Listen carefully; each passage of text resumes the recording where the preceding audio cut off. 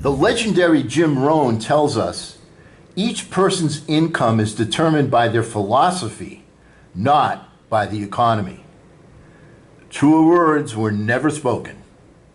What's happening good, everybody? Eli's dad here with Project Eli, where we educate, lead, and inspire. Today, we're going to focus on the starting point for all achievement. Definiteness of purpose. Why is it crucial? How do I achieve it? What are its components? Today, with the help of Napoleon Hill, author of Think and Grow Rich, we will break down this recipe into its individual ingredients. So turn on your oven to broil and let's cook.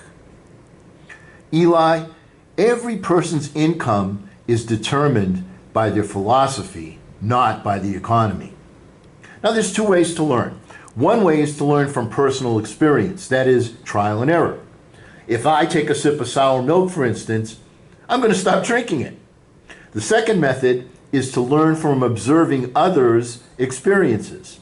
That is, there are both positive experiences that teach us and negative experiences that teach us too. Now, if I tell you, Eli, that the milk has gone bad, it's sour, are you going to ask me to pour you a glass? So if you're not achieving the things that you want to, your trial and error gene tells you that you need to make a change. Further, if you want to succeed in a particular endeavor, it makes good sense to copy the blueprint of those that reach that destination before you.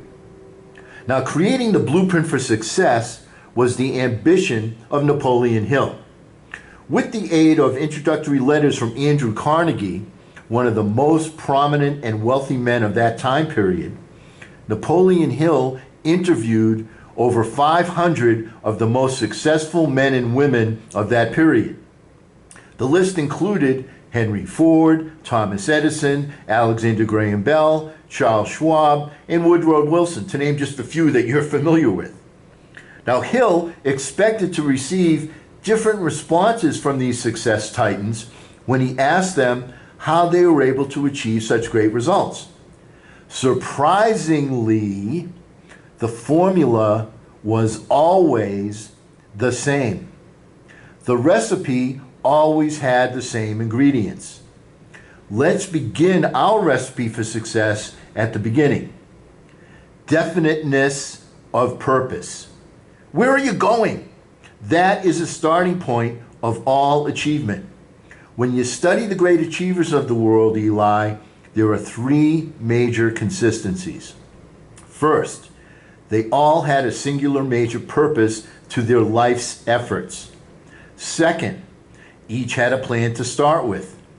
And third, they devoted the greatest amount of thought and effort to reaching that end. Now, why are these components congruent in all achievers? And, more importantly, why are they important? The answer is simple. If you're going to play a round of golf, how many clubs would you carry in your bag? Well, you'd certainly have a driver, a putter, some irons, some woods, and a sand wedge, right? Well, big guy, if you are creatively going to attack an ambitious venture successfully, you must have the proper thinking tools. And they are your conscious and subconscious minds. Your conscious mind allows you to logically solve issues. Now, when straight logic is unsuccessful, however, you must also have a tool that generates creativity. And that is your subconscious mind. Napoleon Hill explains, and I quote, "Think of the subconscious as a car. The conscious mind is the driver. The power is in the car, not the driver. The driver must learn to release and direct that power. The subconscious mind receives any image that is transferred to it by the conscious mind under strong emotion. If you think of the two minds as a camera, the conscious mind acts as a lens, concentrating the images of your desires and bringing them to a point on the film of the subconscious. Getting good pictures with this camera is the same as any other. The focus must be sharp. There must be a good exposure, and the timing must be right. Correct focus requires a clear definiteness of purpose. Experienced photographers rarely take just one shot of an important image. They work at it again and again until they get the photo that they want. This repeated exposure of the subconscious to the image of your desire is crucial. You must work at the process repeatedly until you have transferred the exact image you want into your subconscious mind. Unquote. Why? Because the subconscious is the gateway that leads to the doorway of the infinite intelligence, the universal partner, the power in the universe that bestows creative thoughts to the needy. This thought partner seeks to cooperate with us. The problem is that we typically think 60,000 or more different thoughts every day. So how is the infinite intelligence to differentiate a casual preference from an important ambition and desire? It is through the emotion of creating a burning desire for achieving our definiteness of purpose. How is enough juice created emotionally to generate a burning desire? The answer lies in repetition of a singular thought and taking action towards achieving the desired outcome. Excuse me. So how do we know this, Eli? Well, when you were small, how did you learn to turn on a light? You watched other people do it. You copied their action. Voila! You knew how to illuminate a room. Now, did you know how electricity worked? Did you understand how a filament generated light? No. You just understood a cause and effect relationship taught to you by people that had made things brighter. The same principle applies here. People that made things brighter for us, the 500 or so business titans that Napoleon Hill interviewed for his book Think and Grow Rich, all said that this was the switch that you need to flip. This was how they did it. This is the cause and effect action that is necessary to open the floodgates of creative activity, also known as the subconscious mind.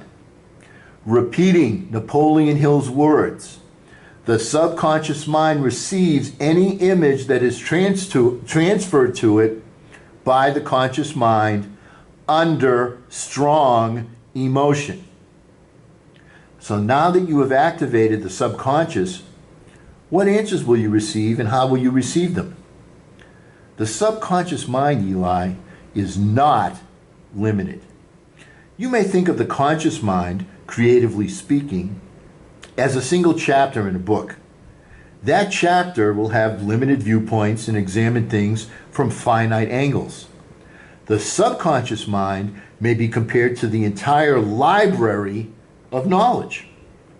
This library contains limitless creators offering unlimited viewpoints, unlimited paradigms from different angles. Thus, the delivery of creative thought arrives to us in different viewpoints, different paradigms, and different angles as well. For instance, a dream may be a communique. An event that creates circumstances that cannot be predicted or planned may be the means of communication. Einstein reported that he received many of his mind flashes while he was enjoying a relaxing shower. In fact, many achievers reported that it was during moments of relaxation when they received their Instagram. It was also reported that these dreams and mind flashes were not always complete. That is, that thoughts frequently arrive in bits and pieces. So they must be captured and stored to be put to use. In other words, as it says right on the box, some assembly may be required. Now, how will you know when you're receiving a transmission from the infinite intelligence? The answer is to trust your gut. It seems that the superachievers all told Napoleon Hill that the gut is connected to the brain, and it is clear when a message is being received. So trust your gut. Your subconscious also empowers you in other ways. When you have a singular focus, Eli, your brain works to connect all of the things around you to that focus. It is a law of nature that I'm sure you've experienced quite clearly. Let me illustrate that for you, big guy. Now, we all go through the experience of a relationship breakup. Aren't these experiences very, very emotional experiences? This is especially true, my son, when you are the one that's on the receiving end. So what happens? Your emotions run high. Everything that you see, hear, smell, and taste reminds you of her. That song on the radio, that TV show, the aroma of food, even the lint on your belly button, everything reminds you of her. Why? Because it's a cause and effect law of nature, that when you are emotionally tied deeply to a thought or a burning desire, your brain becomes empowered to connect things to that singular thought. Now, fortunately, being a law of nature, that means that it acts consistently and without prejudice. The same results occur on the positive side of the balance sheet as well. When you combine your burning desire with intense emotion, your brain becomes a magnet as a connector. The lesson? Combine your burning desire and your emotions together to supercharge your subconscious. Now, Eli, I'm sure that you recall that we said that taking action is also a necessary ingredient in this recipe for success. What that means is that you must have a plan to start, and you must start. Don't be overly concerned that you haven't authored a complete plan to the finish line. All you need is a plan that brings you to the starting line. This establishes momentum. Napoleon Hill learned from his interviews that step 2 will come to you somehow, some way, and that your faith in achieving your burning desire will empower you to each successive step along the way.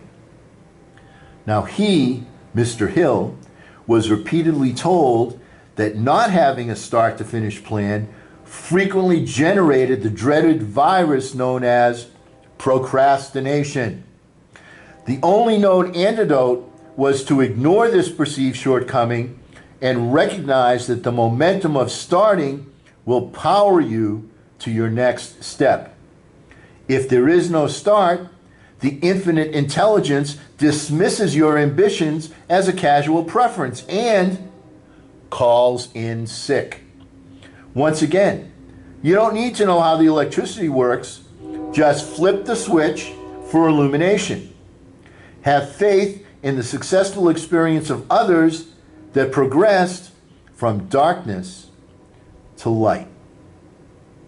Now, what I've discovered about my own definiteness of purpose will be the catalyst of our next session together. The title will be, Why Most People Don't Succeed. I'm sure that when I flip that switch, you will become enlightened. Please remember to subscribe and click the notification bell to receive ongoing content. Feedback is the breakfast of champions. I look forward to receiving your comments, questions, and suggestions in the comment section below. Our thought for the day is from Napoleon Hill. Quote, "Don't be afraid of a little opposition. Remember that the kite of success generally rises against the wind of adversity, not with it." Unquote. And because we never end our meeting on a philosophical note, Remember to get out there and charge. I'm Eli's dad.